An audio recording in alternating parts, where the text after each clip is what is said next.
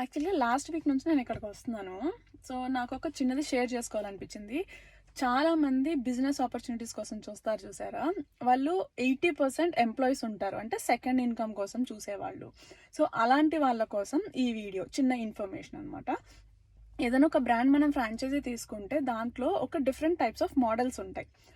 4-4 model అంటే ఫ్రాంచైజీయే own చేసుకుంటుంది and ఫ్రాంచైజీయే operate చేసుకోవాలి. సో ఇలాంటి దాంట్లో చాలా మంది ఎంప్లాయీస్తో మేనేజ్ చేసేసుకోవచ్చు అని అనుకుంటారు. కాదు, అట్లీస్ట్ వీక్లీ 2 days అన్నా మీరు టైం స్పెండ్ చేసేటట్టు ఉంటేనే మనకి ఇది రన్ అవుతుంది.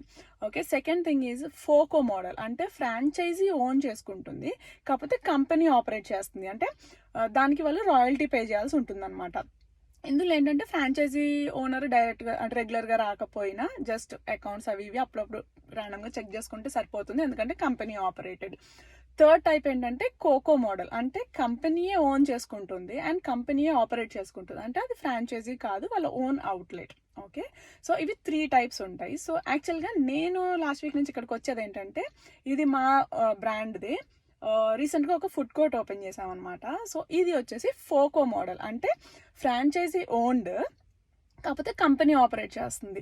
సో ఎప్పుడు రావాల్సిన టీం ఏంటంటే మాది ఇప్పుడు చెన్నై ఎక్స్పాన్షన్ కోసం చూస్తున్నాం. అంటే మనకి AP, Telangana, Bengaluru already outlets ఉన్నాయి. సో ఆ ఎక్స్పాన్షన్ కోసం ఒక ఈవెంట్ జరిగింది. సో అక్కడికి వెళ్ళాల్సి వచ్చింది అనమాట. సో అందుకని టెంపరీగా నేను వస్తున్నాను, అంటే ఎవరో ఒకళ్ళు ఉండాలి కాబట్టి.